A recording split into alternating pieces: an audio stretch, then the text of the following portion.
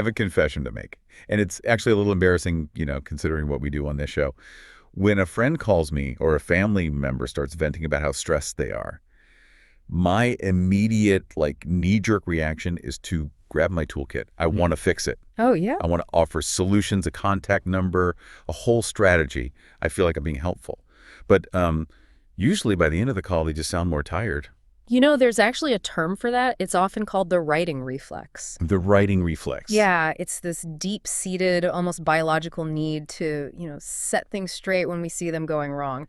But you're definitely not alone in that. We mistake providing information for providing care. And we miss the actual need entirely. Exactly. That is exactly why today's deep dive hit me so hard.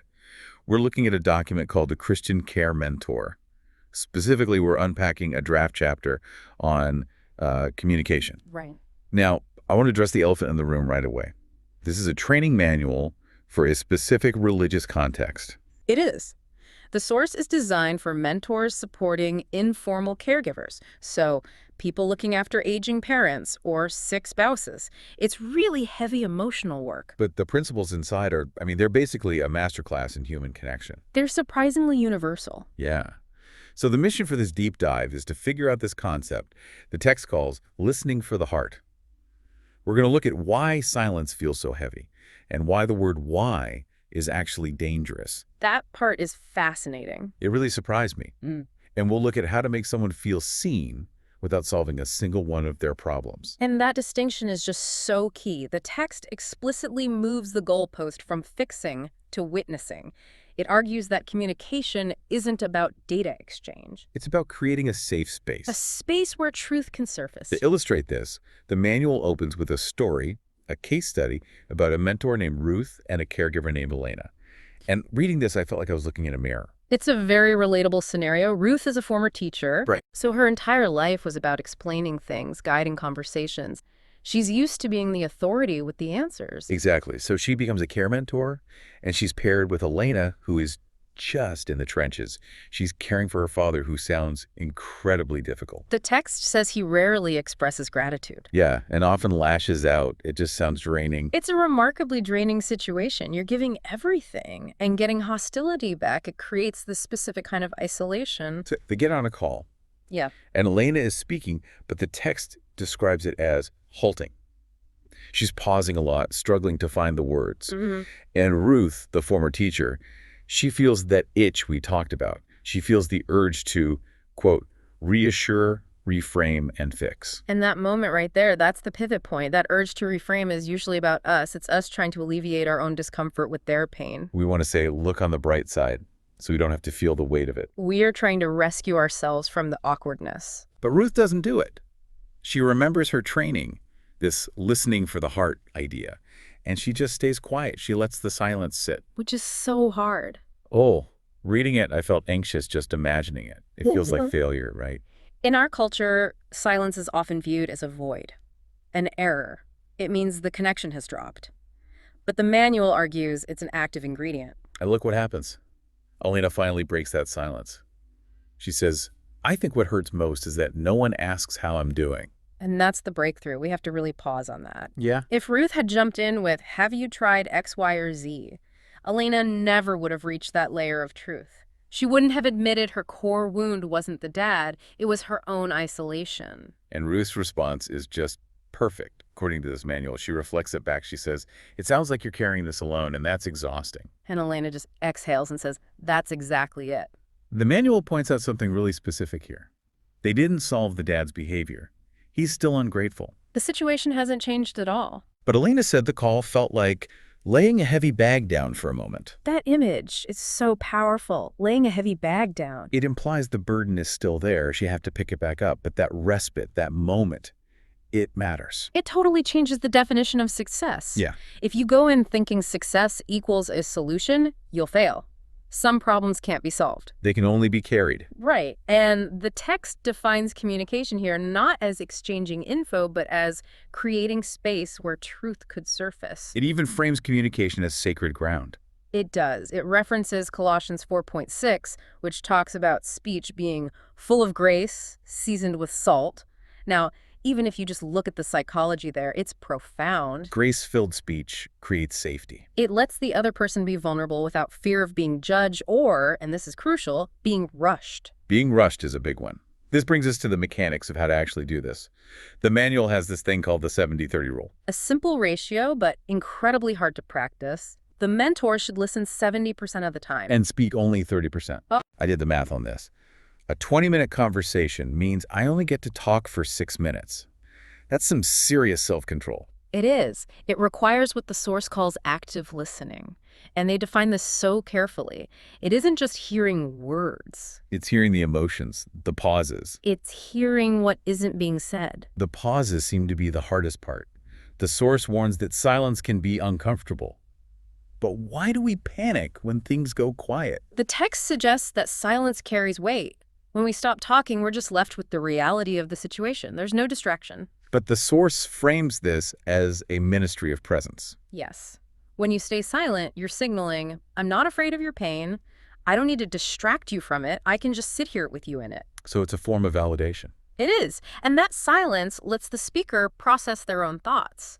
You know, if you interrupt a person who's thinking, you basically reset their processing clock. You send them back to the shallow end. So by trying to help, we're actually interrupting their own internal work. Precisely. You're prioritizing your need to speak over their need to process. Okay, so let's say we've mastered the silence. We're listening 70% of the time. But when we do use our 30%, the manual is very specific about how we should speak. And this is where we get into the question trap. The distinction between open and closed questions. Right, so a closed question is something like, did you sleep well? Or have you contacted the agency? Yes, no, done. Or worse, it turns the conversation into a checklist. Did you do X? Did you do Y? It feels like a performance review. Totally. Whereas the source pushes for open-ended questions. Like, how has caregiving been affecting you emotionally? Those questions invite a story. The source says they communicate curiosity rather than control. And that's a vital distinction. You're handing them the steering wheel. You're asking, where do you need to go today? But there's one open-ended word that the manual puts a giant warning label on. And this surprised me because I use it all the time. The word is why. Yes. Why is the saboteur of empathy? That's a strong statement. Think about how we use it. Why did you do that? Why do you feel that way? It's almost always associated with justification or accusation. It makes me feel like I have to defend myself, like I'm on trial. Exactly. It triggers defensiveness. The source says why. Questions can sound judgmental, leading to shame. If you ask a caregiver, why are you so angry at your father? They feel they have to logically justify an emotion that isn't logical. So instead of, why are you so stressed, you might ask, what? You shift to what or how. You could say, what has been weighing on you most? Or, tell me more about what led to that feeling. It achieves the same goal, but it feels like an invitation. The text connects this to a proverb, Proverbs 20.5. The purposes of a person's heart are deep waters, but one who has insight draws them out. The image there is so perfect. It is. You can't rush deep waters. You have to patiently draw them out.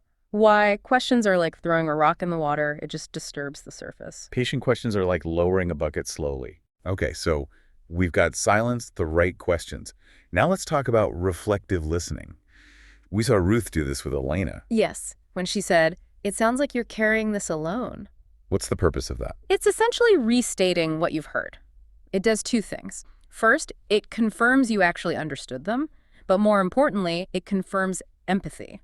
It's not just parroting back what they said. Correct. Parroting is annoying. Reflection is about synthesizing. It's saying, I hear the words and I also hear the emotion behind them. It's like saying you're not crazy for feeling this. And for someone who's isolated, feeling not crazy is a lifeline. Speaking of validation, there's a section on affirmations that corrected a really bad habit of mine. I'm a cheerleader.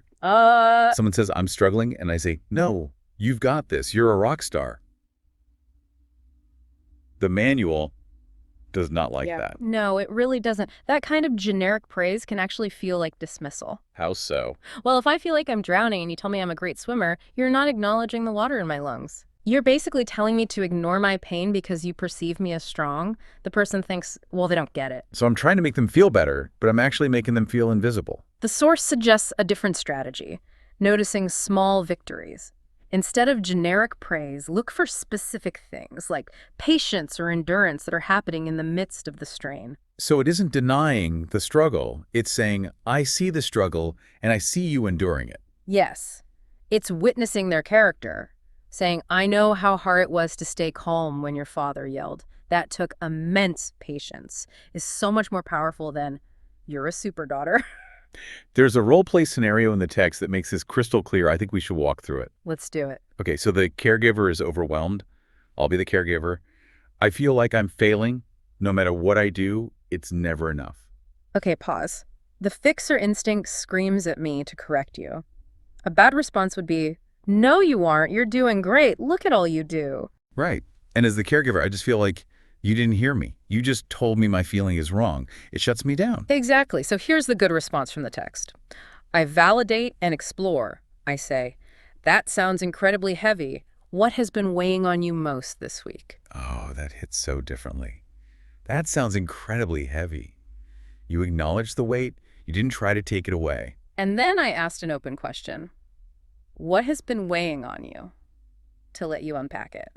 I didn't agree you're failing, but I validated the feeling of failure. Let's keep going. My response is, everything feels urgent, and I don't even know where to start. The house is a mess, the meds need sorting, and I'm just tired. And the mentor responds, you are carrying a lot. When things pile up like this, what usually helps you feel a little steadier. See, that's so clever. You're not telling me what to do. You're not saying go take a bath. You're asking me to look at my own resources. You're guiding them back to their own agency. You're trusting that they are the expert on their own life. And the final line of the role play, the caregiver says, just being able to talk without being judged helps. And the mentor says, I'm glad you can do that here. You matter, and this space is for you. You matter. It's such a simple message. But for a caregiver who is constantly focused on someone else, their own self disappears. Being told you matter is profound. It really is. I mean, we've unpacked a lot here. The 70-30 rule, the why trap, cheerleading versus affirming. It's a complete overhaul of how we normally talk. And the beauty of it is that the human dynamic is universal. We've all had moments where we are, Alina. We're overwhelmed, we feel unseen, and we don't need a mechanic. We just need a witness. To acknowledge that the road is steep. So let's recap the toolkit. Yeah. If you want to be a better listener, not just a fixer, where do you start? First, check your ratio. 70% listening, 30% talking. If you find yourself talking for 5 minutes straight, you're not mentoring, you're lecturing. Second, embrace the silence. Don't rush to fill it. It feels awkward to you, but it feels like safety to them. Third, watch your questions. Avoid the why interrogation. Use what and how to lower the bucket into those deep waters. And finally, affirm the struggle, not just the success. Validate the weight they are carrying. It all connects back to the beginning. The source defines communication not as transmitting data, but as building trust.